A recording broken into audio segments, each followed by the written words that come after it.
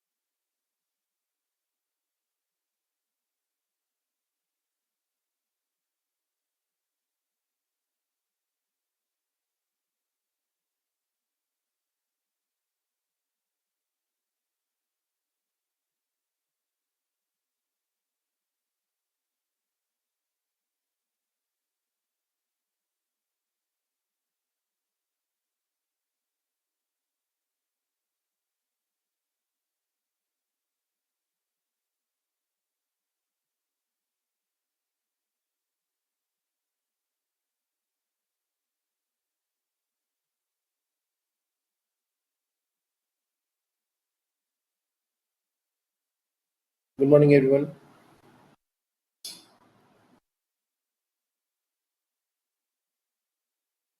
Good morning, sir.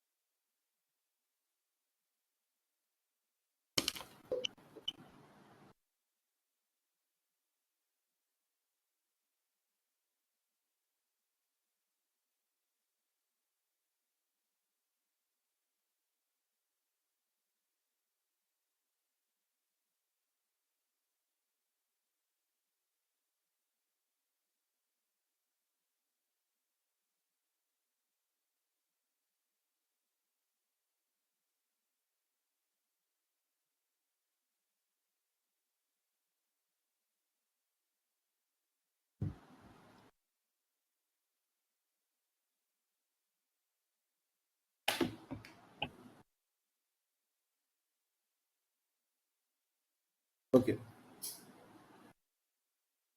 तो last class में हमने projectile from a height horizontal projection देखा था। सबसे पहले उस पर एक क्वेश्चन करेंगे हम लोग कि बहुत ही बार पूछा गया क्वेश्चन है। And the question is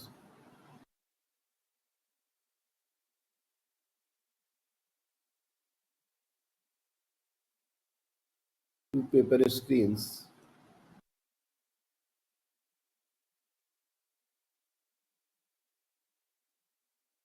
are 100 meter apart.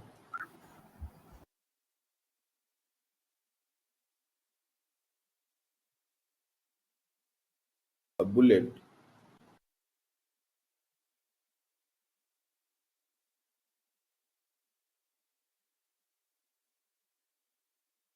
makes a hole in first screen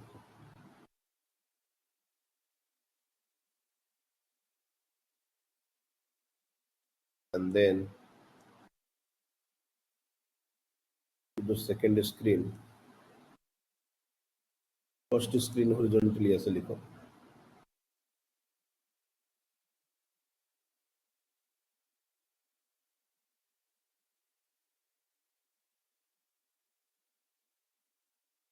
and then penetrates through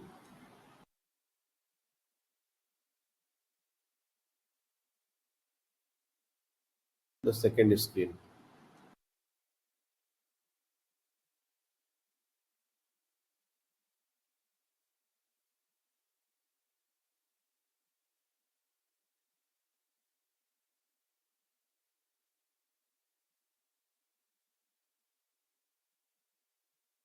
If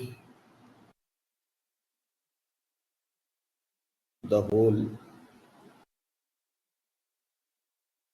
in second screen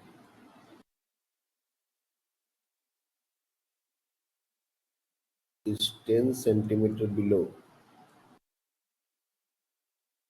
the first one,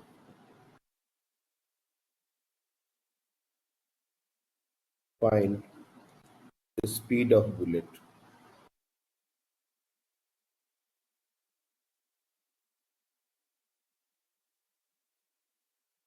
चलिए ट्राई कीजिए तो।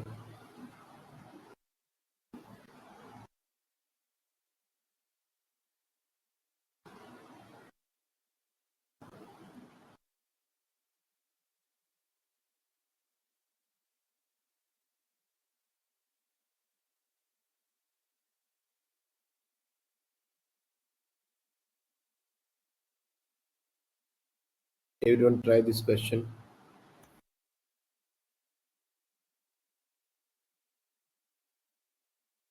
ओके, बाकी बच्चों को भी एक बार मैं टाइम देता हूँ, ट्राई कीजिए।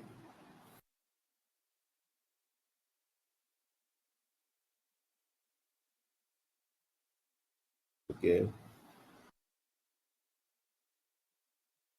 इतना जल्दी आंसर मतलब है कि बच्चों ने पहले इस क्वेश्चन को ट्राई किया। Very good.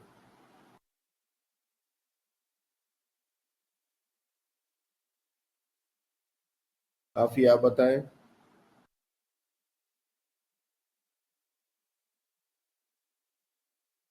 Sir, approximately 700 meter per second. Okay, इसलिए हमने इस क्वेश्चन का डेटा भी चेंज नहीं किया है। जो स्टैंडर्ड डेटा इस क्वेश्चन का हर जगह मिलता है हमने वही दिया है। इसमें डेटा चेंज कर सकते हैं, लेकिन मेन है कि इसको हमको कॉन्सेप्ट इसका समझ में आना चाहिए। सबसे पहले तो टू पेपर स्क्रीन, बच्चे यही कंफ्यूज हो जाते हैं कि ये क्या है।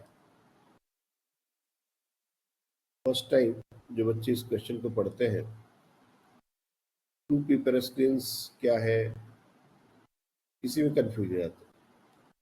तो सबसे पहले हम लोग को देखना है कि टू पेपर स्क्रीन का मतलब है, अगर मैं थोड़ा सा 3D डायग्राम बनाने की कोशिश करूँ,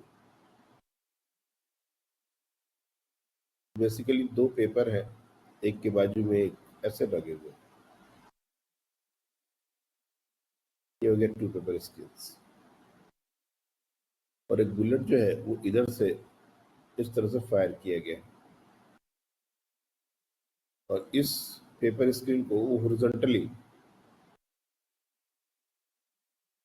इस तरीके से पेनिट्रेट करता है, और फिर दूसरे वाले को भी पेनिट्रेट करता है, लेकिन सेम लाइन पे नहीं कर पाएगा, थोड़ा नीचे जाएगा। तो अगर हम एक्चुअली इसका पाथ ड्रॉ करें तो ये थोड़ा नीचे यहां से पेनिट्रेट करके जाएगा, और ये उसका एक्चुअल हॉरिजॉन्टल पाथ था। ये जो डिस्टेंस, छोटा सा डिस्टेंस दिख रहा है, ये दिया हुआ है 10 सेंटीमीटर, और इनके बीच का जो सेपरेशन है वो दिया गया है 100 मीटर। अब इस तरह से इस क्वेश्चन को देखना थोड़ा डिफिकल्ट टाइप है, इसलिए बिल्कुल यहां से इसको अगर देखें तो पेपर स्क्रीन का सिर्फ सामने वाला पार्ट दिखेगा हमको, ये वाला। मतलब पेपर स्क्रीन हमको ऐसी और ऐसी दिखेगी, और जो बुलेट है वो यहाँ पर इसको ऐसे हिट कर रहा है, और ये ऐसे जाके यहाँ हिट कर रहा है। This distance is given as 10 centimetre, और ये जो सेपरेशन है ये दिया गया 100 मीटर। तो भले ही इतना सारा कुछ दिया गया हो, लेकिन ये एक सिंपल क्वेश्चन है, प्रोजेक्टाइल फ्रॉम ए हाइट। अगर बेसिक कॉन्सेप्ट देखें तो ये प्रोजेक्टाइल फ्रॉम ए हाइट।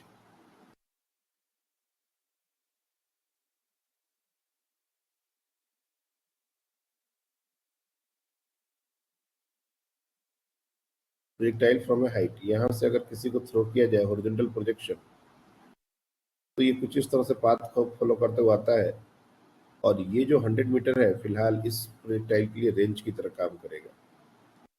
और टाइम ऑफ फ्लाइट हम लोग को पता है कि वो स्पीड पर डिपेंड नहीं करता, जो भी स्पीड इसकी रही हो वी नॉट, इस पर डिपेंड तो करता नहीं है। तो रेंज का फॉर्मूला कल ही बताया था, which is equal to v into time of flight, और टाइम ऑफ फ्लाइट हमारा है 2h/g, r है हमारा 100। अब इसी को, और h हमारा 10 सेंटीमीटर है, this is also very important. अब यहीं पर इसको सॉल्व कर देंगे v0 के लिए, तो v0 into 2 into h 10 centimetre, तो उसको मीटर में कन्वर्ट करना नहीं भूलना है, 10 सेंटीमीटर को मीटर में कन्वर्ट। अब यहाँ पर g जो है, देखो क्वेश्चन में कायदे से जी देना चाहिए, हर क्वेश्चन में जी दिया जाना चाहिए, लेकिन कुछ कुछ क्वेश्चन में जानबूझ के जी हटा दिया जाता है, नहीं दिया जाता है, ताकि बच्चों को एक बार ये सोचने का टाइम दिया जाए कि वो 9.8 लेते हैं या 10 लेते हैं। अब यहाँ पर 10 अगर ले लोगे, सपोज जी का वैल्यू अगर 10 ले लिया, तो ये 10 कैंसिल आउट हो जाएगा, लेकिन ये 2 जो है वो रूट के अंदर ही रह जाएगा, ये पूरा पूरा कैलकुलेट नहीं हो पाएगा, रूट जो है फ्रैक्शंस में आ जाएगा। लेकिन अगर यही 10 की जगह 9.8 लिए, क्वेश्चन में तो दिया नहीं है, तो यहाँ पर हम लोग की अपनी मर्जी काम करेगी, कोई भी एक तो ले लो। तो 9.8 लेने से चीजें थोड़ी आसान हो जाएंगी। ये मल्टीप्लाई होके 2 ये 4.9 हो जाएगा, और 10 से मल्टीप्लाई होने के बाद ये हमारा 100 के बराबर है। तो हम देखेंगे v0 इंटू 1/√49, 4.9 इंटू 10, √49 ही बचेगा, और √49 7 हो जाता है। ये हमारा कैलकुलेशन थोड़ा आसान हो गया, 700 मीटर पर सेकेंड, ये फायदा हुआ। अब अगर हम 10 लेते तो ऐसा नहीं है कि आंसर बहुत ज्यादा डिफर करता है, ऐसा नहीं है। सपोज कोई बच्चा v0 2 into h upon g अगर ऐसा भी लिखता तो भी ऐसा नहीं है कि आंसर बहुत डिफर करेगा, लेकिन एग्जैक्ट नहीं आएगा। ये 10 से ये 10 कैंसिल आउट होगा, और ये 2/100, तो v0 √2/10 इज इक्वल टू 100। अब √2 हमारा हो जाएगा 1.414, v0 is equal to 1000 divide by √2, चाहे तो ऊपर नीचे √2 से मल्टीप्लाई कर दें, तो ये हो जाएगा √2 इंटू 1000/2। अब ये 2 से ये 500 टाइम्स में जाएगा, और 1.414 इंटू 5 सॉरी 500, ये हमारा तो भाई 25 5 2 7, ये कुछ 707 के आसपास आना चाहिए। तो अभी भी देखा जाए तो ये आंसर में और ये आंसर में कोई ज्यादा फर्क नहीं है, इन दोनों के बीच का जो गैप है परसेंटेज में देखते हैं हमेशा। तो 700 आया है आंसर, और यहाँ पर 707 आया है, मैं कोई भी एक डेटा को पकड़ू, 10% अगर निकालेंगे तो 70 होगा, 1% निकालेंगे तो 7 होगा, मतलब 1% ऑफ 700 इज 7, और सिर्फ 1% का ही डिफरेंट है। सी, तो ये दोनों आंसर अलाउड है एग्जाम में, ये दोनों आंसर एक साथ तो देंगे नहीं। लेकिन अगर हम सॉल्व कर रहे हैं, फॉर एग्जांपल अगर हम 9.8 नहीं लिए, अगर हम 10 लेके भी सॉल्व कर रहे हैं, तो ऐसा नहीं कि हमारा आंसर बहुत ज्यादा डिफर करेगा, 1% का डिफर अलाउड होता है। अगर कोई राउंड ऑफ कैलकुलेशन करना हो तो 1% इज लाइक ओके। अब 707 हमने निकाला है, उसके आसपास कौन सा वैल्यू है तो हम देखेंगे। अगर 700 है तो उसको हम मार्क कर देंगे। हाँ बताइए। नहीं सर, वो सॉरी गलती से हो गया। तो ये क्वेश्चन तो इम्पोर्टेंट है ही, नो डाउट, लेकिन इसके लिए अपने को 2-3 चीजें समझ आनी चाहिए कि जी का वैल्यू अगर क्वेश्चन में नहीं दिया है तो हमको सेंसिबल होकर क्वेश्चन सॉल्व करना है। आंख बंद करके हर बार जी का वैल्यू 10 नहीं पुट करना है। हो सकता है 9.8 पुट करने से क्वेश्चन ज्यादा आसान हो रहा है। तो बहुत बार ऐसा होगा तो जी नहीं दिया जाएगा, इंटेंशनली नहीं दिया जाएगा, क्योंकि ये क्वेश्चन एक बार कभी आईआईटी का आया हुआ क्वेश्चन है। तो आईआईटी में जी का वैल्यू नहीं देना ये मतलब मिस्टेक नहीं है, कि उन्होंने स्टूडेंट्स को चॉइस दिया है कि क्या वो सोच पा रहे हैं क्या 9.8 या 10, जब दोनों लिबर्टी है तो हम 9.8 रख के उसको राउंड फिगर में सॉल्व कर दें या फिर जबरदस्ती अपने कैलकुलेशन को बढ़ाएं। तो कैलकुलेशन की डिमांड क्या होती है, उसके बेसिस पर भी जी का वैल्यू डिसाइड होता है। मान लो कभी कभी हमको कैलकुलेशन आसान करने के लिए 9.8 लेना ज़्यादा बेहतर लग रहा है तो हम 9.8 ले लेंगे, और 10 तो खैर हम लोग लेते ही हैं क्योंकि 10 राउंड फिगर कैलकुलेशन देता है मोस्ट ऑफ द टाइम। तो ये बात थी इस क्वेश्चन में। और भी क्वेश्चंस है बहुत सारे, प्रोजेक्टाइल का क्वेश्चन का कमी नहीं है, लेकिन अब हम लोग बात करेंगे projectile from A height, oblique projection.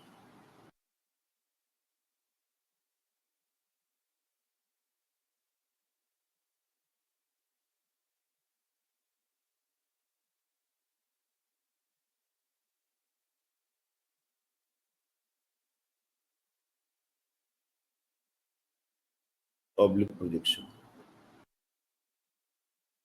Oblique projection का सबसे बड़ा बात यह है कि इसके लिए अपने को रिजल्ट्स याद करने की जरूरत नहीं है।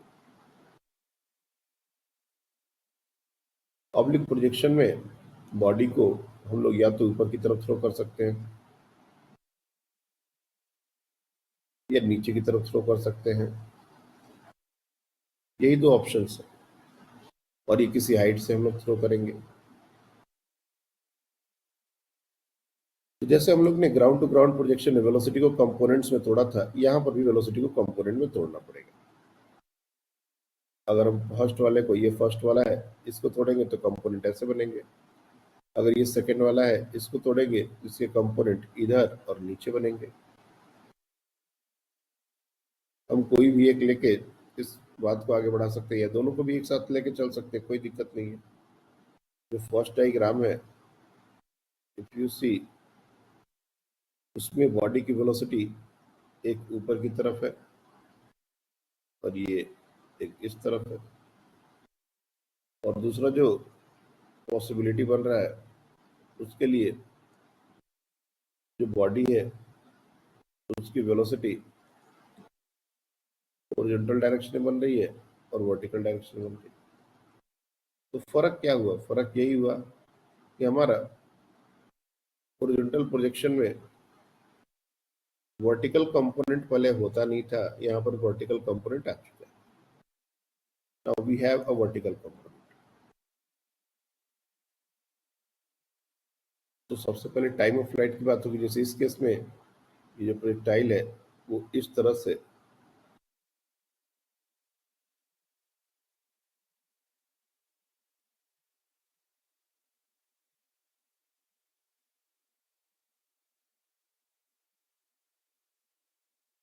से वो पाथ फॉलो करता हुआ ऐसा गिरना चाहिए, और इस केस में वो ऐसे गिरना चाहिए।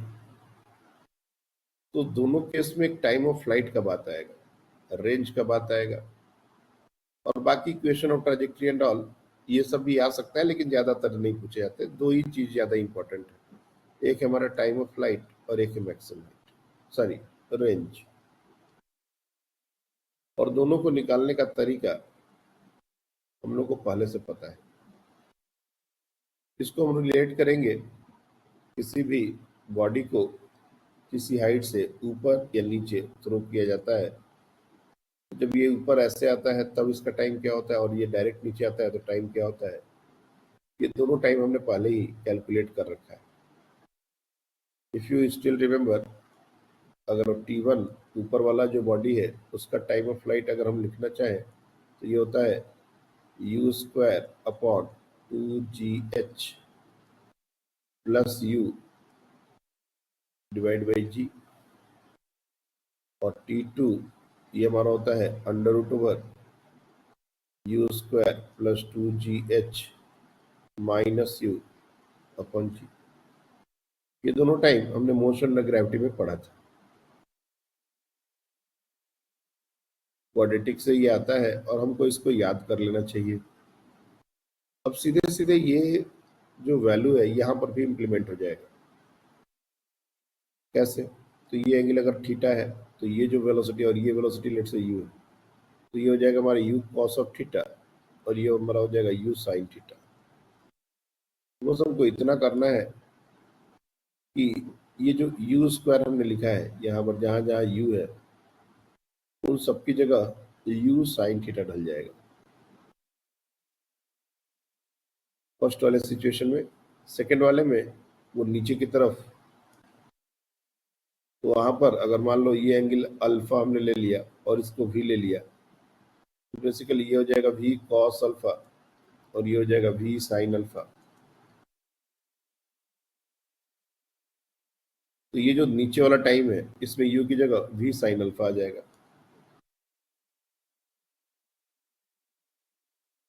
ये वी साइन अल्फा इन दोनों के बदले आ जाएगा, तो ये उसका टाइम निकल जाएगा, ये इसका टाइम निकल जाएगा। इसके अलावा और भी जो बातें हुई थी कि अगर मान लो सेम लेवल तक आने का बात है, यही तक का बात पूछा जा रहा है, ये प्रोजेक्टाइल जो फायर किया गया है ये सेम लेवल में वापस कब आएगा, यही तक का टाइम पूछा जा रहा है। तो यहां तक तो ये ग्राउंड टू ग्राउंड प्रोजेक्शन के सारे रिजल्ट्स को ओबे करेगा। Ground to ground projection,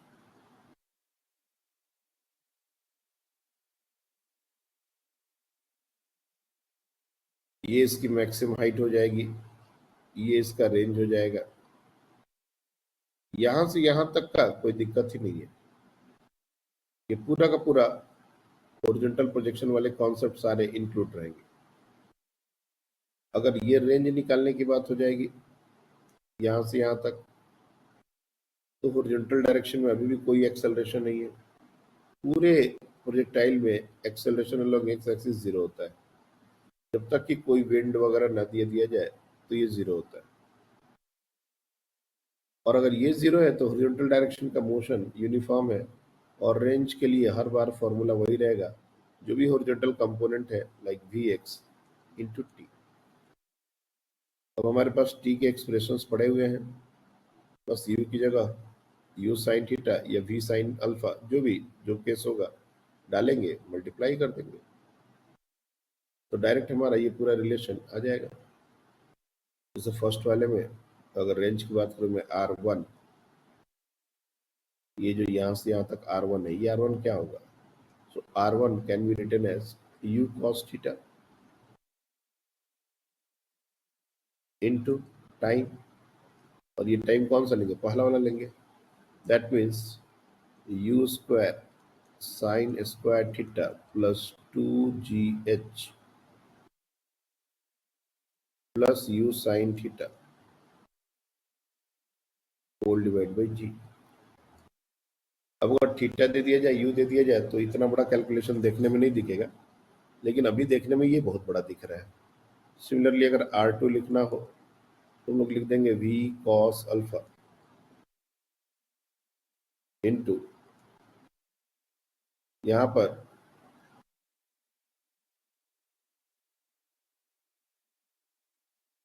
v square sine square alpha plus 2GH whole divide by g minus v sine alpha.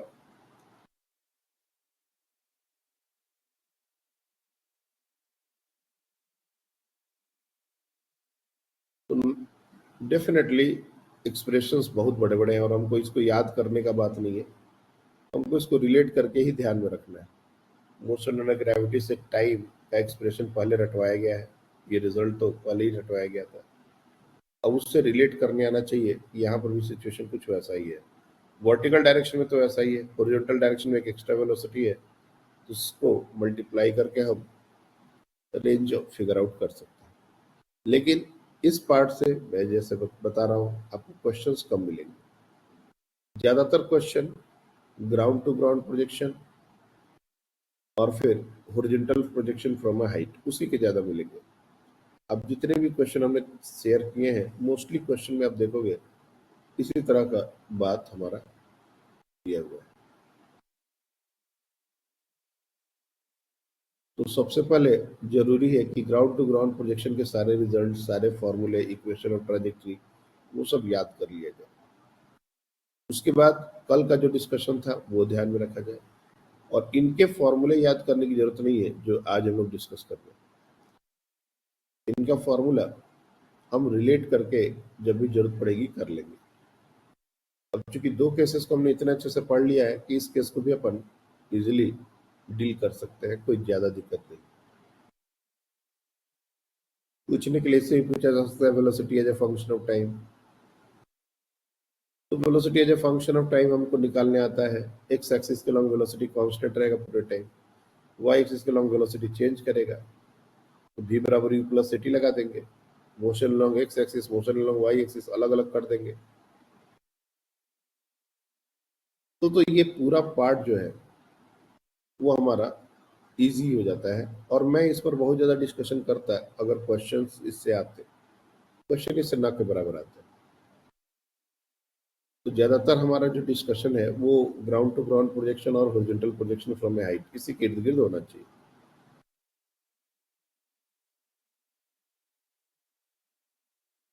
ये बात समझ में आ रही है? तो ऑब्लिक प्रोजेक्शन से अपने को डरने का जरूरत नहीं है कि ये इसमें क्या करना है, उसमें क्या करना है, लगभग काम सारा सेम है, बल्कि टाइम ऑफ फ्लाइट पहले से हमको याद है। रेंज निकालना है तो वेलोसिटी जो हॉरिजॉन्टल कंपोनेंट है उसी से टाइम को मल्टीप्लाई करते हैं। ये जो फॉर्मूला है, यू सी दिस फॉर्मूला, ये फॉर्मूला फर्स्ट डे से रिपीट होता है, Vx इंटू टी। जब जब रेंज निकालने की बात आई है यही फॉर्मूला रिपीट होता है, लेकिन इसमें चेंज हो सकता है। इसमें चेंज कब होगा? जब क्वेश्चन में कुछ एक्स्ट्रा बात दिया गया, जैसे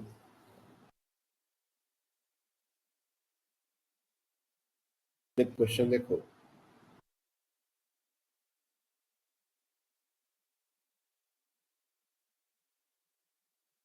a projectile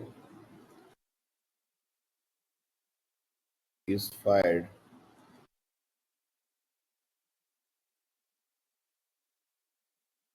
with some initial speed, some velocity,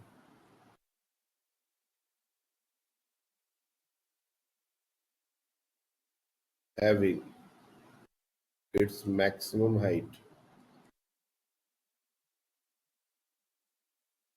h and horizontal range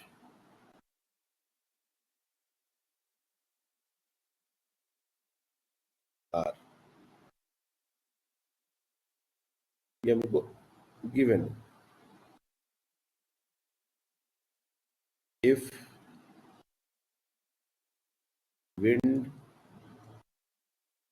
is blowing, wind start blowing, ऐसे कर लो,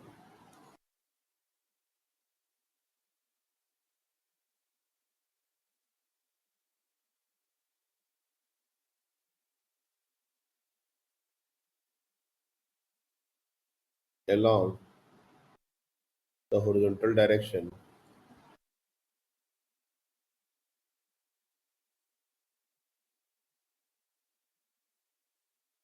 causing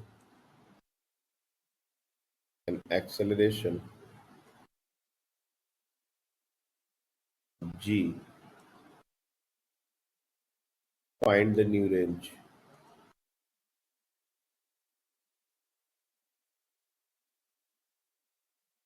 चलिए ट्राई कीजिए। तो ग्राउंड टू ग्राउंड ट्राई है, क्या? ग्राउंड टू ग्राउंड है ये प्रोजेक्शन की हाइट से। ये ग्राउंड टू ग्राउंड प्रोजेक्शन है।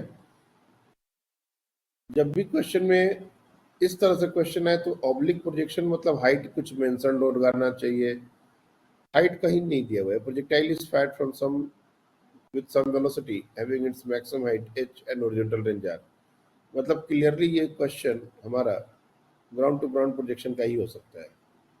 ठीक है ना। अदरवाइज इतना हॉरिजॉन्टल रेंज मैक्सिमम हाइट ये बोलने का कोई मतलब ही नहीं है।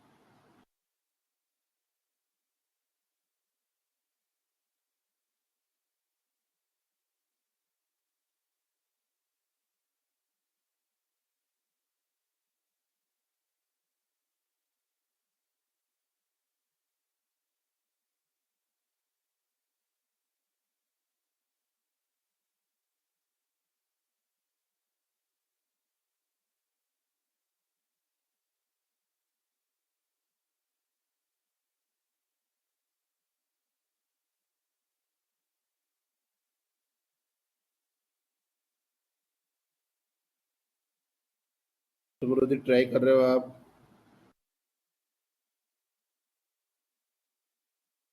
हाँ सर।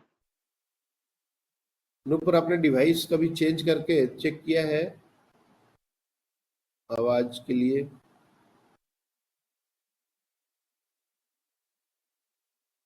क्योंकि नहीं आता, उसमें भी आवाज नहीं आता।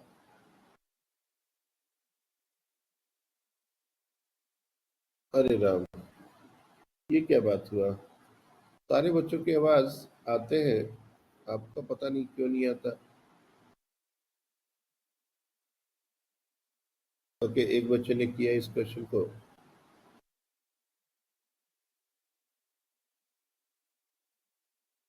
ओके, मुझे जो लग रहा है कि आपका माइक माइक तो ज्वाइन करते समय कॉन्फ़िगर होना ही चाहिए। बिना माइक कॉन्फ़िगर हुए वो आगे नहीं जाता।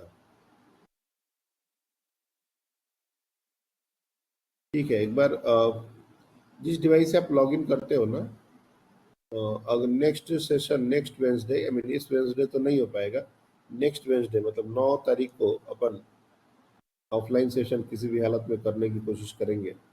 उस दिन आप लोग का टेस्ट भी होगा मोशन इन ए प्लेन का। उस दिन डिवाइस लेके आना, एक बार देखते हैं कुछ कर सकते हैं क्या।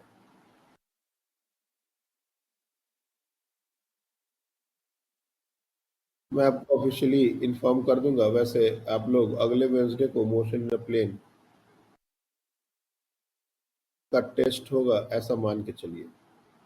9 तारीख को ऑफलाइन टेस्ट होगा। एक बच्चे ने किया है, 2 बच्चों ने किया है, बाकी बच्चे भी जल्दी जल्दी ट्राई करें। This is not a difficult question. बस नॉर्मल तरीके से, नॉर्मल अप्रोच से थोड़ा हटके है।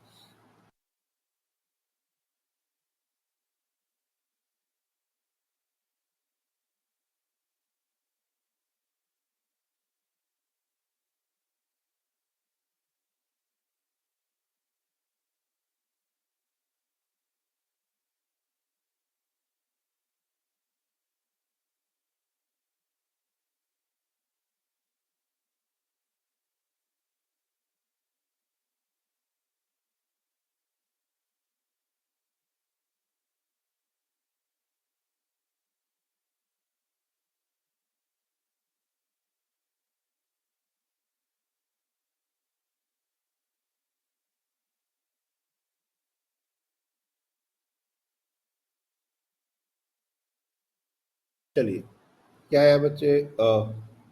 आधे आप बताए आंसर क्या है? सर आर और एच के टर्म्स में है ना आंसर? आंसर आर और किसके टर्म्स में ही देना पड़ेगा, और कोई उपाय नहीं है। Sir R+4H। R+4H। देखो, एक जन का आंसर है R+4H। मलार आप बताइए। सर मेरा R/2G √+2H। R/2G under root. ऐसा? नहीं, ऊपर पूरा होल अंडर रूट अच्छा अच्छा,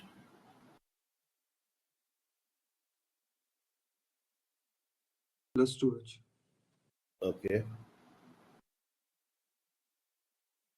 दोनों आंसर में काफी डिफर है, और ये डायमेंशनली रॉन्ग हो रहा है बच्चे। ये जो आंसर दिए हो ना, ये डायमेंशनली रॉन्ग हो रहा है। आर बाई जी का डायमेंशन और रूट ले लिया तो एच का डायमेंशन दोनों अलग अलग है। शायद ये आंसर गड़बड़ हो रहा है कुछ, मैं देखता हूँ। सारे बच्चे ध्यान दें। अब यहाँ जो प्रोजेक्टाइल हमने फायर किया है, अब इसका एंगल भी नहीं दिया गया और स्पीड भी नहीं दिया गया। इस तरह से इसको फायर किया गया होगा विद सम एंगल लेट से थीटा। तो ये कुछ ऐसे आ रहा था, लेकिन ये तब की बात थी जब कोई एक्सेलरेशन हॉरिजॉन्टल डायरेक्शन में नहीं था। तब ये आर था, तब ये एच था। अब नए कंडीशन में हमसे बोला जा रहा है कि विंड जो है वो हॉरिजॉन्टल डायरेक्शन में बहने लगा और इसके कारण एक एक्सेलरेशन हॉरिजॉन्टल डायरेक्शन में जी कॉज हो गया।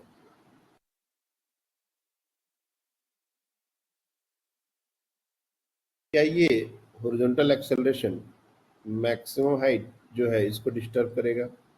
Weather this h is going to change और नॉट। सबसे पहले तो हमको यही बताना है कि एच चेंज होगा या नहीं।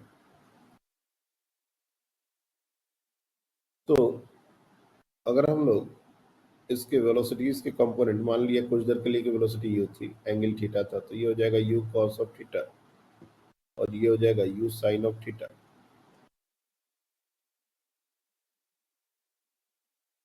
मतलब इस पूरे सिचुएशन में अगर मैं यहाँ पर ड्रॉ कर दूं you sine theta, U cos theta, और एक्सेलरेशन की जहां तक बात है तो एक एक्सेलरेशन नीचे की तरफ तो पहले लग ही रहा था, अब एक एक्सेलरेशन इस डायरेक्शन में भी लगने लगा। यही फर्क पड़ा है। वर्टिकल डायरेक्शन में there is no change. If you see there is no change in vertical direction.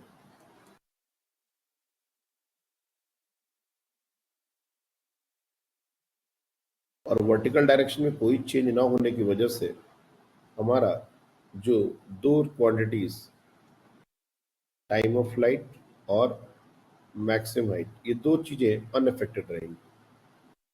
तो टाइम ऑफ फ्लाइट जो पहले था वही अभी भी रहेगा, मैक्सिमम हाइट जो पहले था वही अभी भी रहेगा। So T and H remains same.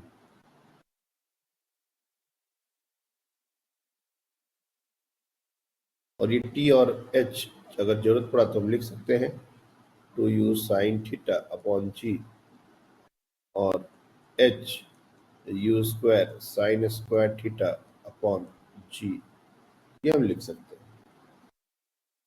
हाँ, रेंज सेम नहीं रहेगा फॉर श्योर, क्योंकि रेंज की डायरेक्शन में ही एक्सेलरेशन हमारा लगने लगा है जी। तो अब रेंज बढ़ेगा, यानी कि जो रेंज हम लोग नया निकालेंगे new range,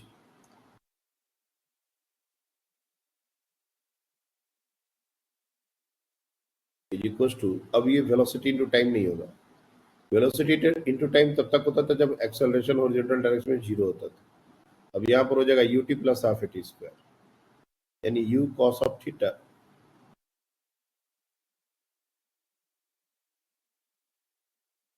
you cos of theta into T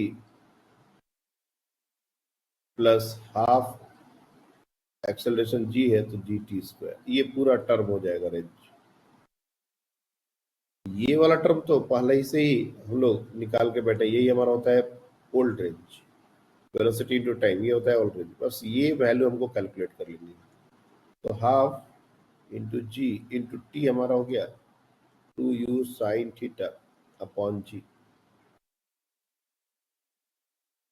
और इसको अगर सिंप्लीफाई करेंगे तो ये 4u square sine square theta और ये 2 से कैंसिल आउट होगा इफ यू सी, या फिर चाहो तो इसको एज इट इज रहने दो, हाफ जी और ये हो जाएगा 4u square sine square theta upon G square, ये जी और ये एक जी कैंसिल आउट होगा, मतलब ये हो जाएगा r plus 4 times you square sine square theta upon 2 वाला यहाँ पर टर्म ले लेंगे you square sine square theta by 2g, यही तो हमारा h होता था, यही तो h था।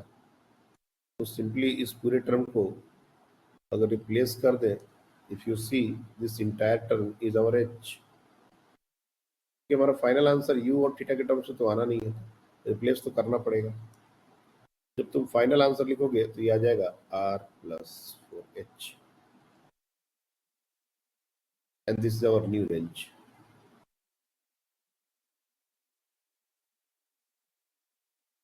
Very very good.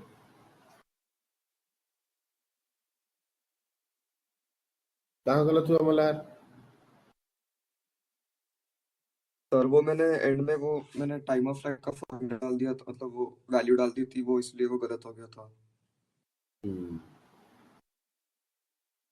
तो ये चीज अपने को ध्यान में रखनी है, क्या चेंज करेगा क्या चेंज नहीं करेगा, क्योंकि ये क्वेश्चन नो डाउट मेडिकल का थोड़ा कम है, एकदम से ऐसा क्वेश्चन मेडिकल में नहीं चांस है पूछने का। लेकिन अगर मान लो कभी ऐसा आया तो हमको थोड़ा बहुत ये आइडिया होना चाहिए कि कहाँ कहाँ चेंज होने से कहाँ कहाँ चेंज हो सकता है। जैसे हमने एक हॉरिजॉन्टल डायरेक्शन में एक्सेलरेशन डाल दिया, तो इससे कहाँ कहाँ चेंज हुआ और कौन सी क्वांटिटी अनअफेक्टेड हुई, थियोरेटिकल क्वेश्चन ही पूछा जा सकता है। कि विंड ब्लो करने लगा तो हमारा maximum height will increase, maximum height will decrease, no change in maximum height, time of flight will increase decrease, no change. इस तरह से क्वेश्चन बनाने के लिए तो बहुत सारे बनाए जा सकते हैं इस कॉन्सेप्ट पर, कि जो रेगुलर चीजें हैं उसमें अगर थोड़ा एक माइनर चेंज कर दिया जाए तो अपने को समझ में आना चाहिए कि हॉरिजॉन्टल डायरेक्शन का एक्सेलरेशन कभी भी वर्टिकल डायरेक्शन को इफेक्ट नहीं करने वाला, और वर्टिकल डायरेक्शन की चीजें कभी भी हॉरिजॉन्टल डायरेक्शन को इफेक्ट नहीं करती हैं। और इस तरीके से ये पूरा जो मोशन है वो हमारा इंडिपेंडेंट टाइप होता है, एक्स एक्सिस के लॉन्ग, वाई एक्सिस के लॉन्ग अलग। तो प्रोजेक्टाइल मोशन हमारा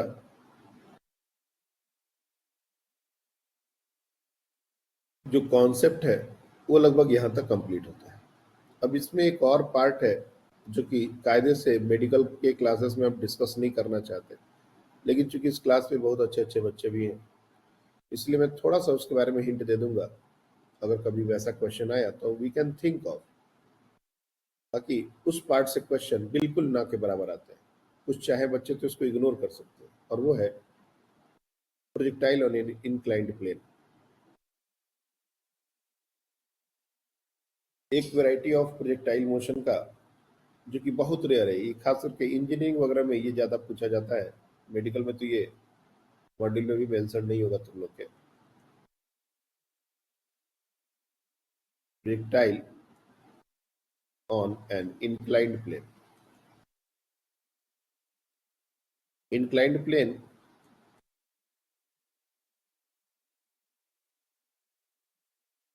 क्या होता है, हम लोग जब भी बात करते हैं तो ये हमारा होता है हॉरिजॉन्टल प्लेन।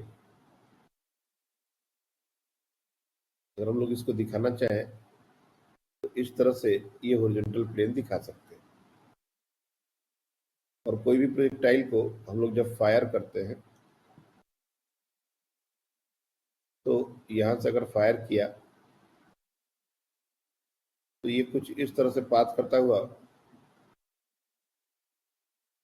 तो वापस से इसी प्लेन पर आके कुछ ऐसे गिरता है। ये थोड़ा सा 3D डायग्राम हो गया प्रोजेक्टाइल मोशन का। इंक्लाइंड प्लेन क्या हुआ कि इसी प्लेन से थोड़ा सा एलिवेशन, इस प्लेन को थोड़ा एलिवेशन दे दिया गया, मतलब ये हमारा हॉरिजॉन्टल प्लेन है और जो दूसरा प्लेन है वो थोड़ा सा इसको ऐसे,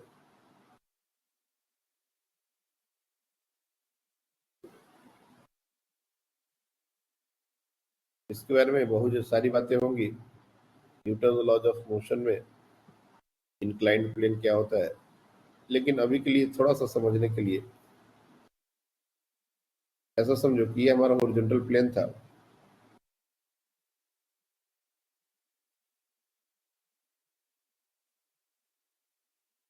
ये हमारा हॉरिजॉन्टल प्लेन था नीचे वाला, और हमने इसको थोड़ा सा ऐसे उठा दिया, ये हो गया एंगल थीटा। इसको बोलते हैं हम लोग inclined plane. Now this is inclined plane.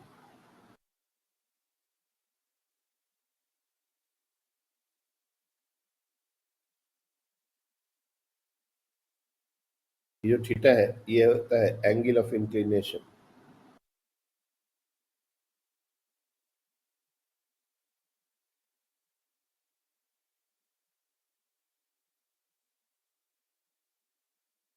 लेकिन हर बार ये 3D डायग्राम बनाएंगे तो चीजें बहुत, और इस पर प्रोजेक्टाइल अगर बनाएंगे तो चीज बहुत अजीब सा दिखेगा, रियलाइज करना थोड़ा मुश्किल होगा। इसलिए हम लोग ने ग्राउंड टू ग्राउंड प्रोजेक्शन में भी ऐसा डायग्राम कभी नहीं बनाया। ये तो अभी बनाना पड़ा ताकि हम इसको रिलेट कर सकें कि इसमें और इसमें फर्क क्या है। ग्राउंड टू ग्राउंड प्रोजेक्शन भी जब बनाते हैं तो हम लोग सामने से बिल्कुल बनाते हैं, ऐसे यहाँ से देखेंगे तो क्या होगा। इसलिए हमारा जो हॉरिजॉन्टल प्लेन है वो बिल्कुल एक लाइन की तरह दिखता है, और ये प्रोजेक्टाइल को हम लोग ऐसे दिखाते हैं। तो यही पाथ, सिर्फ ये पाथ दिखता है और ये लाइन, ये प्लेन नहीं दिखता। उसी तरह से इंक्लाइंड प्लेन को भी अगर हम यहाँ से देखें तो ये सिर्फ सामने के जो साइड्स हैं सिर्फ वही दिखेंगे, ये पूरा प्लेन दिखेगा ही नहीं। इसलिए इंक्लाइंड प्लेन को कभी भी जब हम दिखाते हैं प्रॉब्लम सॉल्विंग के लिए तो ऐसे दिखाते हैं।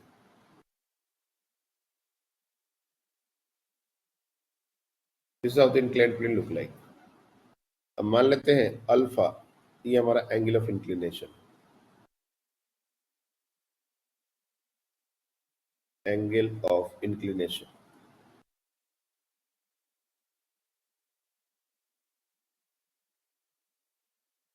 और यहां से किसी भी प्रोजेक्टाइल को फायर किया गया, किसी भी एंगल पर फायर किया जा सकता है थीटा।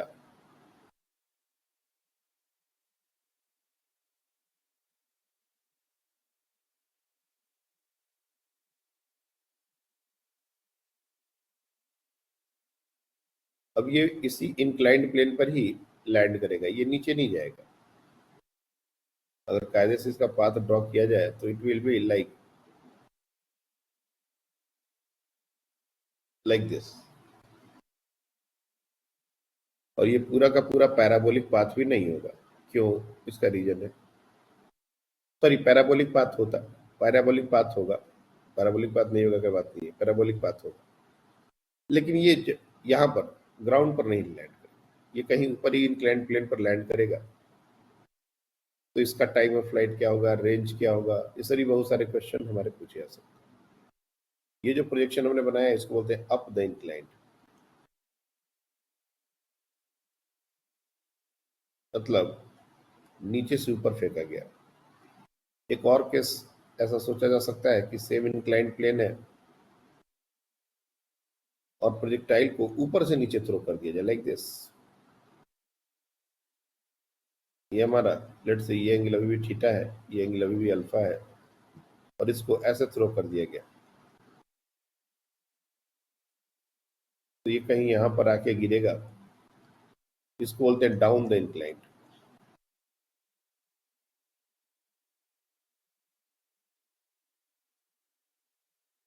ऊपर से नीचे फेंका गया, ये नीचे से ऊपर फेंका गया।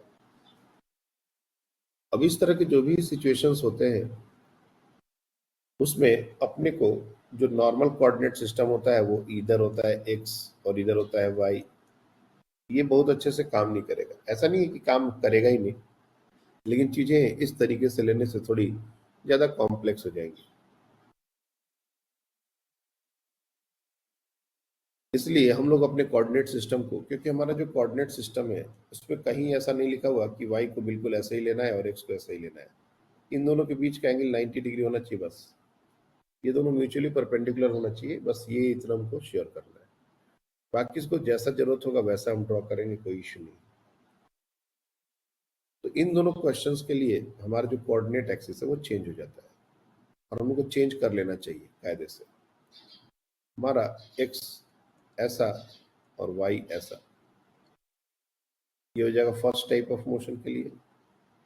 और सेकंड टाइप ऑफ मोशन के लिए एक्स भी नीचे की तरफ कर दो और वाई खैर ऊपर की तरफ तो है ही, तो ये हमारा एक्स और वाई हो जाएगा। ये कोऑर्डिनेट सिस्टम हम लोग अगर थोड़ा लेते हैं तो चीजें हमारे लिए आसान हो जाएगी relatively. Horizontal direction, vertical direction जो पहले से हम काम करते आए हैं, ऐसा नहीं है कि वो बेकार हो गया, गलत हो गया, वो भी वैलिड है, एवरीथिंग इज वैलिड। लेकिन किसी तरीके से काम करने में आसानी ज़्यादा होती है, किसी तरीके से हम लोग जल्दी जगह पर अपने डेस्टिनेशन पर पहुंच जाते हैं। कोई और रास्ता लेंगे तो हमको ज़्यादा चलना पड़ेगा। उस पॉइंट ऑफ व्यू से हम लोग को कोऑर्डिनेट एक्सिस कुछ ऐसा लेना होता है। और यहाँ जो वेलोसिटीज है, जैसे ये u अगर वेलोसिटी हमने ले ली और ये एंगल विथ इंक्लिनेशन थीटा, जो एंगल है, ये जो एंगल है, एंगल विथ इंक्लाइंड प्लेन,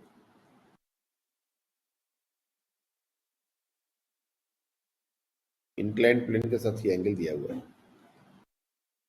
बहुत बार कभी कभी ऐसा भी हो सकता है कि ये जो एंगल है ये ग्राउंड से दे दिया जाए, पॉसिबिलिटी ये भी है। जैसा सिचुएशन रहेगा वैसे हमको काम करना पड़ता है। अभी के लिए क्योंकि ये थोड़ा सा स्टैंडर्ड है, इसलिए हमने इंक्लाइंड प्लेन से ही एंगल थीटा लिया और इसी के टर्म्स में हम लोग सारी बातें करने वाले हैं। तो प्रोजेक्टाइल में पहला स्टेप यही होता था कि अगर वेलोसिटी और एक्सेलरेशन एक्सिस के अलोंग नहीं है तो उसको एक्सिस के अलोंग तोड़ा जाए, कंपोनेंट्स बनाए जाए। अब ग्राउंड टू ग्राउंड प्रोजेक्शन या vertically horizontal projection from A height, उसमें कोई भी सिचुएशन में हमारा जो जी होता था वो हमेशा वर्टिकली डाउनवर्ड होता था, इसलिए जी को हमने कभी भी कंपोनेंट में नहीं तोड़ा। हमने जब भी तोड़ा तो वेलोसिटी को ही कंपोनेंट में तोड़ा। लेकिन अब देखा जाए तो जी हमारा वर्टिकली डाउनवर्ड ही है, लेकिन हमने कोऑर्डिनेट अपना चेंज कर दिया। You see the coordinate axis is now changed, इसलिए जी भी अब एक्सिस के लॉन्ग नहीं रहा। तो अगर जी भी एक्सिस के लॉन्ग नहीं है तो इसको भी तोड़ना पड़ेगा। वेलोसिटी तो खैर तोड़ते ही थे हम लोग, लेकिन जी को भी कंपोनेंट में तोड़ना ये हम लोग पहली बार कर रहे हैं। तो कैसे कैसे होगा ये पूरा काम, यहाँ पर देखिए ध्यान से। ये हमारा इंक्लाइंड प्लेन है और ये हमारा हॉरिजॉन्टल डायरेक्शन है जिससे इंक्लिनेशन हमारा दिया गया है। दिस एंगल इज अल्फा और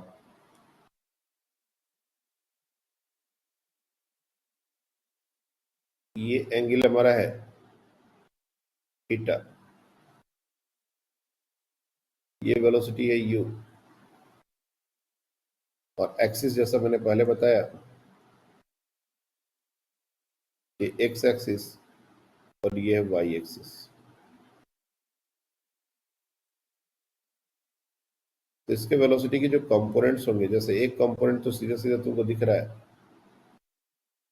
u cos थीटा, और ये वाला जो कंपोनेंट हो जाएगा परपेंडिकुलर टू दिस, ये हो जाएगा u sin थीटा। अब बात करते हैं g की। g ही थोड़ा इंटरेस्टिंग है इसका कंपोनेंट लेना।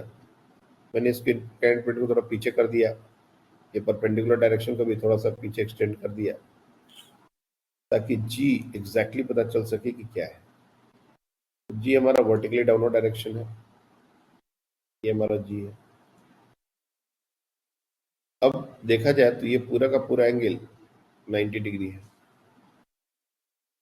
और ये जो लाइन हमने बनाई है ये इंक्लाइंड प्लेन के साथ 90 डिग्री बना रहा है। तो अल्फा ये एंगल है, तो this angle must be 90 minus alpha, और उस हिसाब से ये जो एंगल है ये अल्फा हो जाएगा। मैं फिर से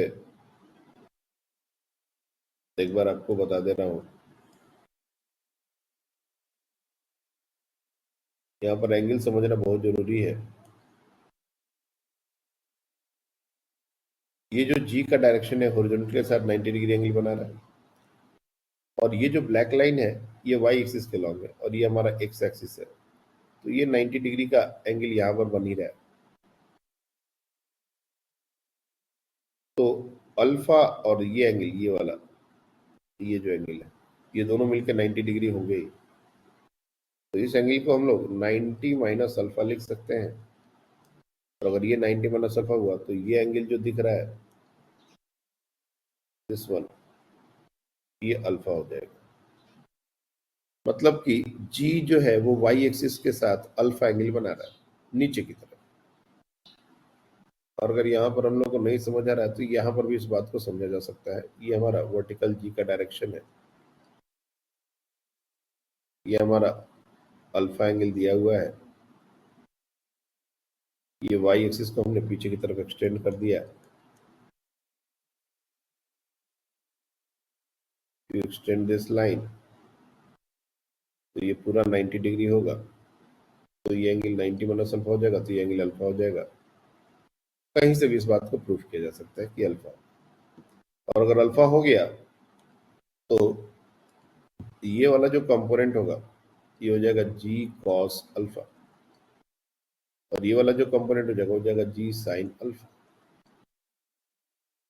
मतलब अब अगर हम सिर्फ वेलोसिटी और एक्सेलरेशन को दिखाएं, कोई कोऑर्डिनेट नहीं, कोई इंक्लाइंड प्लेन नहीं, क्या क्या दिख रहा है अपने को? ये दिख रहा है यू कॉस अल्फा, ये दिख रहा है U sine alpha, sorry sorry U cos theta होगा। There is a difference between theta and alpha, U cos theta.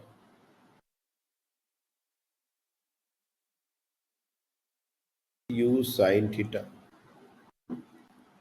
और जी का एक कंपोनेंट इधर लग रहा है जी कॉस अल्फा, और एक कंपोनेंट इधर लग रहा है जी साइन अल्फा।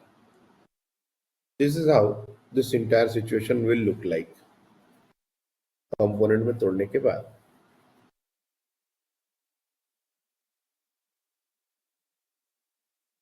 और ये हमारा रेफरेंस के लिए एक्स एक्सिस है, और ये हमारा वाई एक्सिस है।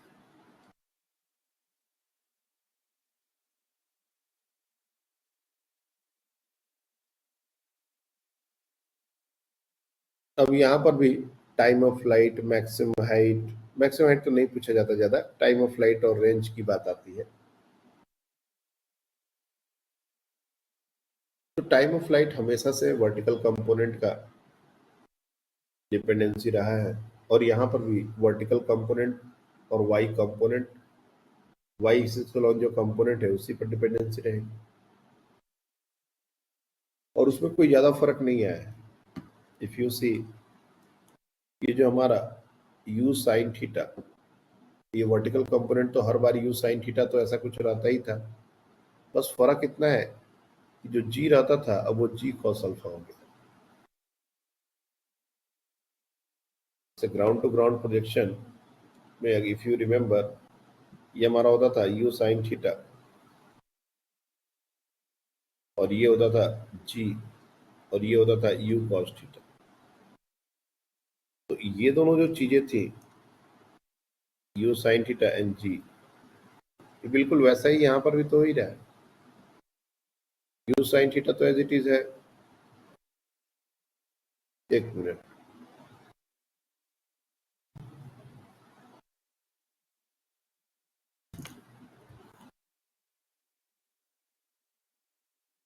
Hello,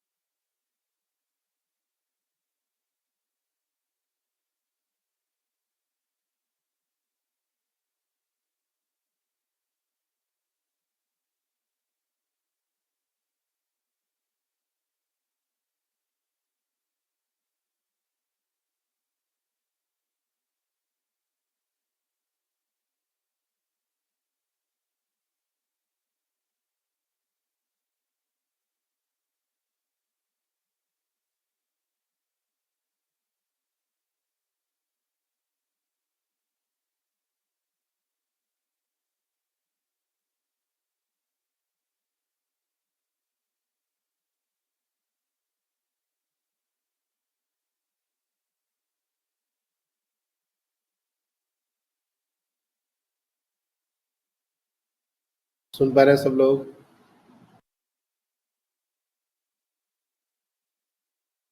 Yes, sir. Am I Audible?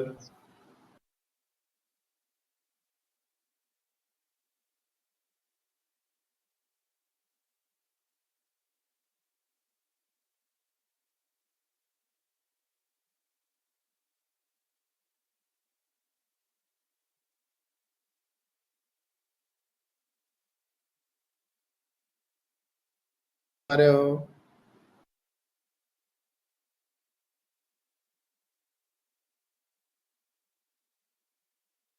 Hello,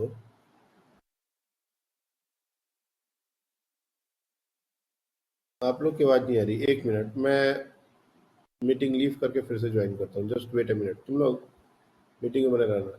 just give me a moment.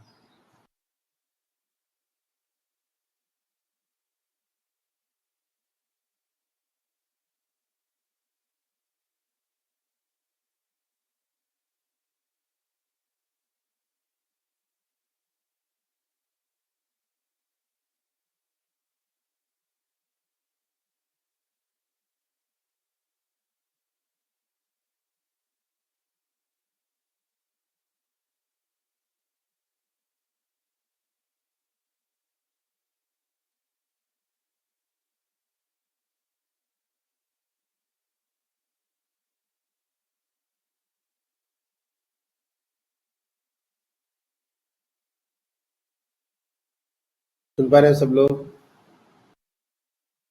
Screen visual है? Yes sir. एक्चुअली कॉल आ गया था, इसलिए डिस्कनेक्ट हो गया। देखिए ध्यान से, ये जो हमने अभी तक चीजें की हैं, हमने इंक्लाइंड प्लेन पर वेलोसिटीज को कंपोनेंट में तोड़ दिया है, और हमने ग्राउंड टू ग्राउंड प्रोजेक्शन में भी देखा था कि वेलोसिटी यू साइन थीटा ही थी वर्टिकल डायरेक्शन में, सिर्फ एक्सेलरेशन जी के बराबर था, और यहाँ पर वो जी कॉस अल्फा के बराबर हो गया। और हमको ऐसा नहीं देखना है कि सर ये तो ऐसा है, ये तो ऐसा है। वेलोसिटी और एक्सेलरेशन अपोजिट डायरेक्शन में है, यहाँ भी और यहाँ भी, बस इतना ही हमको देखना है। और अगर यहाँ पर जब टाइम ऑफ फ्लाइट हम लोग 2u साइन थीटा अपॉन जी ऐसा लिख सकते हैं, तो बिल्कुल सिमिलर लॉजिक से यहाँ पर ये जो टाइम ऑफ फ्लाइट है, and that is very very important, बिना किसी अगेन कैलकुलेशंस के 2u sine theta divide by g cos alpha लिख सकते हैं।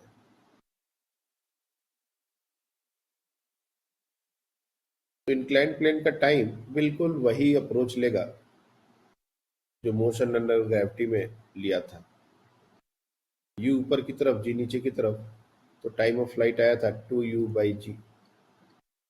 यही चीज ग्राउंड टू ग्राउंड प्रोजेक्शन में u की जगह u साइन थीटा हुआ, तो 2u साइन थीटा बाई जी।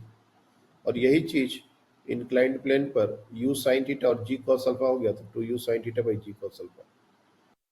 तो चीजें हमारी बिल्कुल सिमिलर तरीके से मूव कर रही है। एक ही फार्मूला कैसे अपना अपना रंग चेंज कर रहा है अलग अलग जगह पर, ये हम इससे बढ़िया एग्जाम्पल इससे और नहीं देख सकते। ये मोशन अंडर ग्रेविटी में हमने पढ़ा था, ये हमने ग्राउंड टू ग्राउंड प्रोजेक्शन में पढ़ा था, और ये हमने इंक्लाइंड प्लेन पर प्रोजेक्टाइल में ये टाइम देख लिया।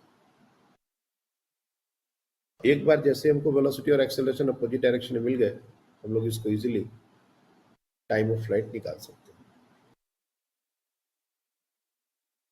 इवन मैक्सिमम हाइट भी निकाला जा सकता है, ऐसा कोई बात नहीं है। इंक्लाइंड प्लेन से अगर मैक्सिमम हाइट की बात की जाए, लाइक दिस, ये डायग्राम ऊपर देखो, ये जो डायग्राम हमने बनाया है, इसमें ये मैक्सिमम हाइट अगर मानते हैं तो इस मैक्सिमम हाइट को भी निकाल सकते हैं, और ये मैक्सिमम हाइट भी वही हो जाएगा u स्क्वायर बाई 2g, लेकिन u की जगह u साइन थीटा और g की जगह g cos अल्फा यही है।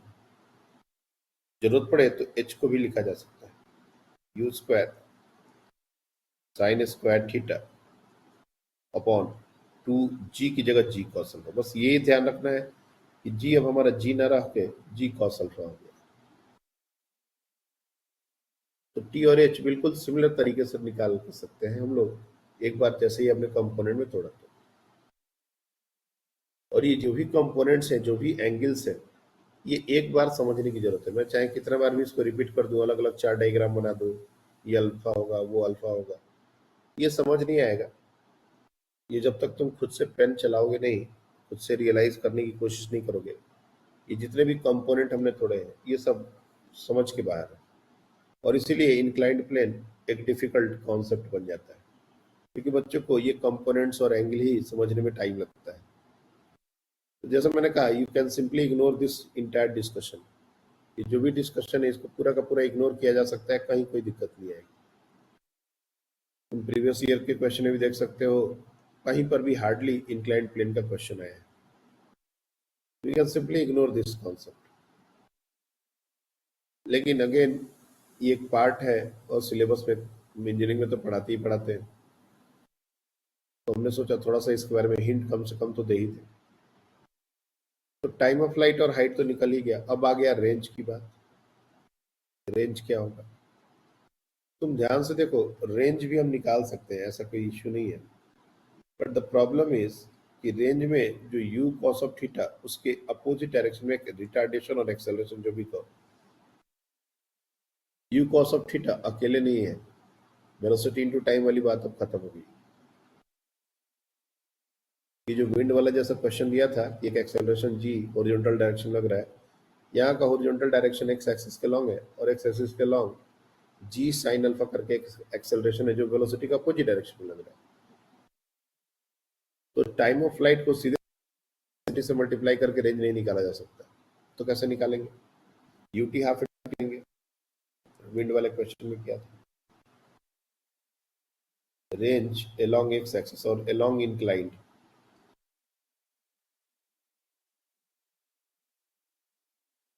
रेंज अलोंग इंक्लाइंड लिखने के लिए U T plus half A T square और U X T plus half A X T square. T तो हमने निकाल लिया कैपिटल टी, यू एक्स हमारा हो जाएगा U cos theta into T plus half, लेकिन एक्सेलरेशन अपोजिट है इसलिए माइनस लगाना पड़ेगा, minus G sine alpha into T square. और देखो अभी टर्म कितना बड़ा हो गया और टी का value 2u sin theta by g cos alpha, ये पुट करने के बाद ये रेंज जो है और भी बड़ा हो जाएगा। तो बाद की जितने भी एक्सप्रेशंस हैं वो काफी बड़े बड़े होते हैं।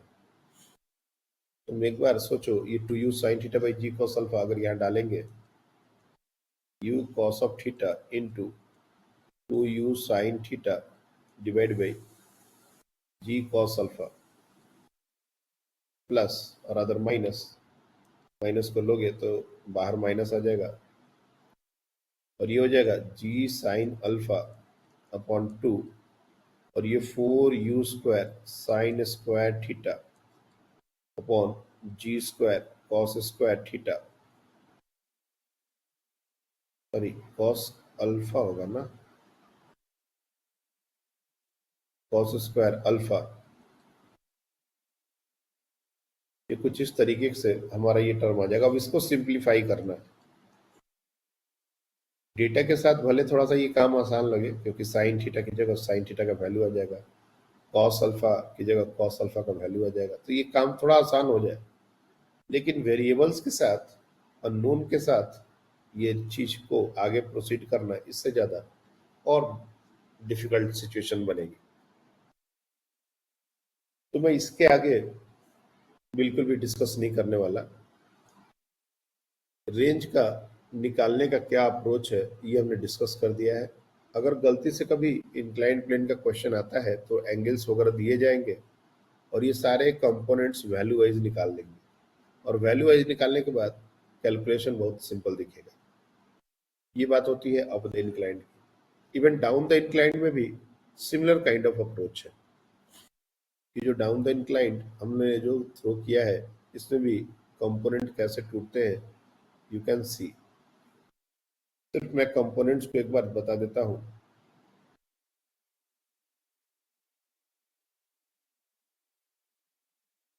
ये हमारा एंगल ऑफ इंक्लिनेशन है थीटा और यहां से किसी भी बॉडी को लेट से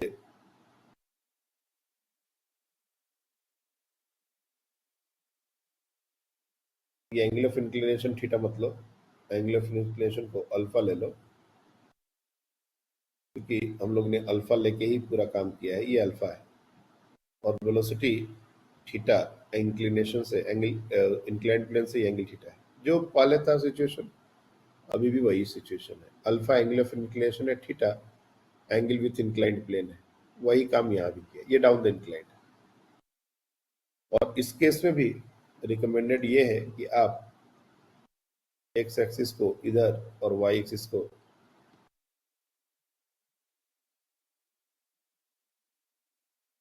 परपेंडिकुलर टू द इंक्लाइन कुछ ऐसा ले लें। This is what recommended. और जी हमारा हमेशा से नीचे की तरफ था, इसमें तो कोई शक है ही नहीं, ये हमारा जी का डायरेक्शन है। अगर इसको थोड़ा सा और एक्सटेंड कर दिया जाए, यू कैन सी ये जो एंगल है तो जगह 90 minus alpha, this angle is 90 degree और ये एक ट्रायंगल बन रहा है तो ये 90 माइनस अल्फा हो जाएगा। यू के कंपोनेंट्स लेना कोई बड़ी बात नहीं है, यू कैन इजिली टेक ये जो कंपोनेंट है ये हो जाएगा यू कॉस थीटा और ये जो कंपोनेंट है परपेंडिकुलर हो जाएगा यू साइन थीटा, बिल्कुल सिमिलर होगा। और जी के भी कंपोनेंट लिए जाए तो 90 माइनस अल्फा एंगल है, down the incline if you see down the incline ये जी कॉस 90 माइनस अल्फा आ जाएगा, जी कॉस 90 माइनस अल्फा। और इसके परपेंडिकुलर डायरेक्शन में इधर जी साइन 90 माइनस अल्फा। अब जी साइन 90 माइनस अल्फा को हम लिख सकते हैं जी कॉस अल्फा और ये जी कॉस 90 माइनस अल्फा को लिख सकते हैं जी साइन अल्फा। मतलब इस पूरी जगह को जो भी कुछ हुआ है अगर हम यहाँ पर थोड़ा सा रियलाइज करने की कोशिश करें तो देखो क्या क्या हुआ है।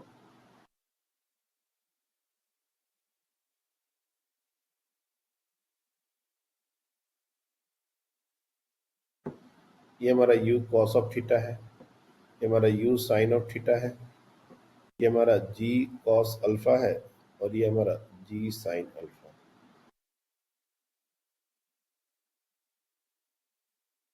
पिछली बार में और इस बार में एक फर्क आया है और वो फर्क ये है कि वेलोसिटी और एक्सेलरेशन सेम डायरेक्शन में आ गए एक्स एक्सिस के नाम, और पहले ये अपोजिट डायरेक्शन में थे एक्स एक्सिस के नाम। वर्टिकल डायरेक्शन में कोई खास फर्क है नहीं। If you see vertical direction में पहले भी एक वर्टिकल कंपोनेंट था, उसके अपोजिट एक एक्सेलरेशन था, अभी भी वही है। वर्टिकल डायरेक्शन में कहीं कोई फर्क आया नहीं, ये यहाँ पर देख लो और यहाँ पर देख लो, इट्स एग्जैक्टली द सेम। इसलिए टाइम ऑफ फ्लाइट और मैक्सिमम हाइट का जो भी फॉर्मूला था वो एज इट इज रहने वाला है। यहाँ पर भी वो 2u साइन थीटा अपॉन जी कॉस अल्फा ये होगा ही। और मैक्सिमम हाइट अगर यहाँ पर बात की जाए तो यहाँ पर you square sine square theta upon 2g cos alpha ये होगा ही। लेकिन रेंज में मैं रेंज को अब लिखने वाला नहीं हूँ, यहाँ पर ऑलरेडी लिखा हुआ है। सिर्फ देखो चेंज कहाँ होगा, ये जो प्लस लिखा हुआ है इफ यू सी, ये जो प्लस लिखा हुआ है सॉरी माइनस लिखा हुआ है, ये माइनस की जगह सिर्फ प्लस लाना होगा। अगर हम नीचे वाले केस की बात करें तो यहाँ पर प्लस लाना होगा, बस यही फर्क आएगा। ये जो माइनस था everything is going to be the same, ये जो माइनस यहाँ पर लिखे थे ये प्लस करना पड़ेगा। डाउन द इंक्लाइन के लिए इसको प्लस करना पड़ेगा।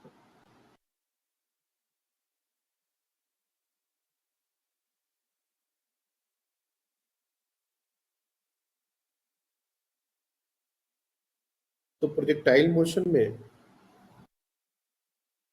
मैक्सिमम जो कॉन्सेप्ट्स हैं वो डिस्कस हो गए हैं। अब मॉड्यूल और जो आपको एक क्वेश्चन बैंक दिया गया है 250 क्वेश्चन का, वो एक दिन हम लोग डिस्कशन करेंगे। लेकिन उसके डिस्कशन में थोड़ा गैप हम देना चाहते हैं। जो भी रिलेटिव वेलोसिटी के क्वेश्चन है आप उसको छोड़ के प्रोजेक्टाइल मोशन के क्वेश्चन ट्राई कीजिए, क्योंकि रिलेटिव वेलोसिटी हम लोग नेक्स्ट क्लास में डिस्कस करेंगे। तो अभी के बाद आपका जो नेक्स्ट क्लास है वो फ्राइडे को है। तो फ्राइडे हम लोग दो चीजें कर सकते हैं, फ्राइडे और सैटरडे, ये 2 दिन क्लासेस है आपकी। फ्राइडे हम लोग रिलेटिव वेलोसिटी स्टार्ट कर देंगे। फ्राइडे वाली क्लास में will talk about relative velocity. Relative velocity में हमारा Rain Man problem, river swimmer problem, ये सारी चीजें आ जाएगी। सैटरडे इवनिंग वाला जो क्लास है इससे प्रॉब्लम सॉल्विंग पर होगा। मैं क्वेश्चंस पहले से आपको मार्क करा के दे दूंगा, आपको वो सारे क्वेश्चंस करके आने हैं। वैसे ये जो 250 क्वेश्चन के हमने सीट शेयर की, इसमें सारे क्वेश्चन इंपॉर्टेंट है, 1 to 250, तो कोई क्वेश्चन छोड़ने लायक है नहीं। तो मोस्टली मैं यही जो प्रॉब्लम शीट शेयर की गई है बहुत पहले से, इसी के सारे कुछ क्वेश्चंस मैं डिस्कस कर दूंगा सैटरडे इवनिंग। और फ्राइडे को हम लोग रिलेटिव वेलोसिटी स्टार्ट करने वाले हैं, और आपको नेक्स्ट वेंसडे आपका मोशन इन प्लेन पर टेस्ट होगा।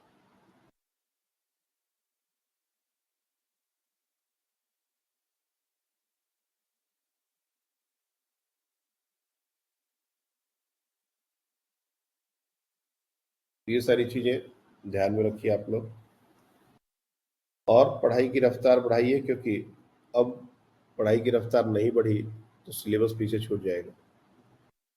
हम लोगों को सिर्फ पढ़ाई नहीं करनी है, समय के साथ पढ़ाई करनी है, ये बात याद रखना। सिर्फ पढ़ाई करने से तो पूरा साल, 2 साल, 5 साल, 4 साल लगता चला जाएगा और कभी कोई चीज कंप्लीट नहीं होगा। हमको पढ़ाई भी करनी है और समय से करनी है, ताकि चीजें कंप्लीट हो सके।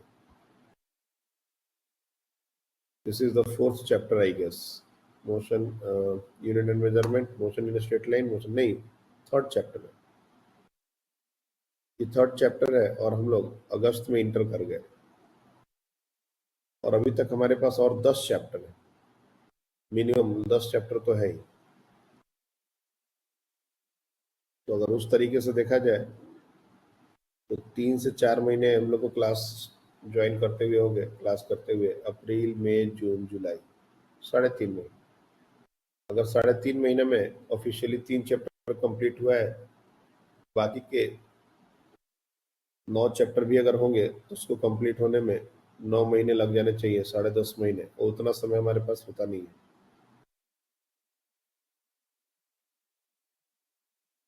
तो ये टाइम इसलिए होता है क्योंकि स्टार्टिंग में बच्चे थोड़े स्लो होते हैं, स्टार्टिंग में बच्चों का बेसिक कॉन्सेप्ट अच्छा नहीं होता है। अब बेसिक कॉन्सेप्ट के लिए भी आपको टाइम दे दिया गया, स्टार्टिंग में एडजस्ट होने के लिए भी टाइम दे दिया गया, मैथ्स भी आपको सिखा दिया गया।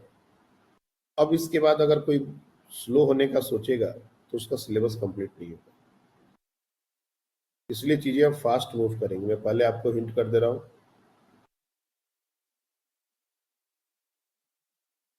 ऐसा नहीं है कि कोई भी डिस्कशन को इग्नोर कर देंगे या डिस्कशन नहीं होगा, सब कुछ होगा। लेकिन अब जो हम लोग एक चैप्टर पर जो 10 दिन, 12 दिन, 15 दिन, 20 दिन ऐसे निकाल रहे थे, वैसा अब नहीं होने वाला।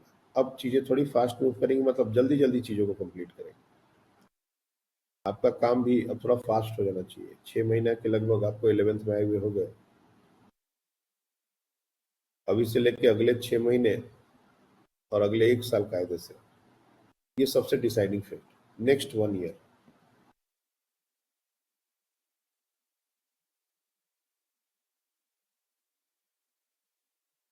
यानी कि अगले साल अगस्त तक, अभी का अगस्त से लेके अगले साल अगस्त तक, ये सबसे क्रूशियल टाइम होता है।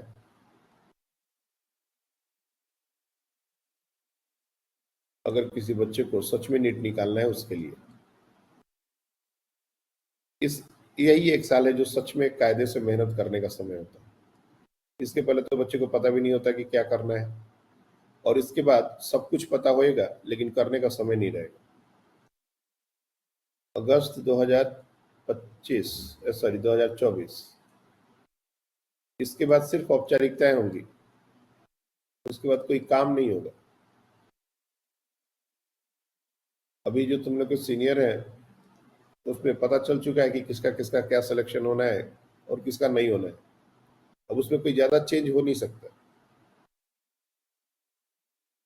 इसलिए अभी से लेके अगस्त 2024 तक बिल्कुल कमर कस लो कि जितना मेहनत करना है वो यही समय है। 1 साल. This is the actual time to work the most harder. ये लाइफ का सबसे इंपॉर्टेंट ड्यूरेशन होने वाला है अप टू अगस्त 2024. इसमें जिसने सबसे ज्यादा मेहनत कर ली उसको फिर सोचना भी नहीं पड़ेगा कि सिलेक्शन होगा कि नहीं होगा. फिर उसका बात होगा कि रैंक क्या आएगा, कॉलेज कौन सा मिलेगा, ब्ला ब्ला ब्ला. लेकिन इसमें और अभी तक जो बच्चे सीरियस नहीं हुए वो इस पीरियड को बिल्कुल वेस्ट करते हैं.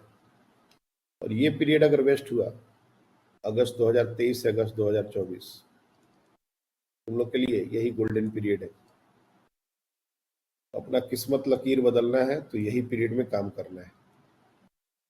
इसके बाद भी अब कुछ नहीं होगा और इसके पहले तो अब कुछ कर नहीं सकते, ये तो बीत चुका है. This 1 year is most important year. जितना मेहनत करना है, जितना काम करना है, जितना फास्ट दौड़ना है, इसी में दौड़ना है.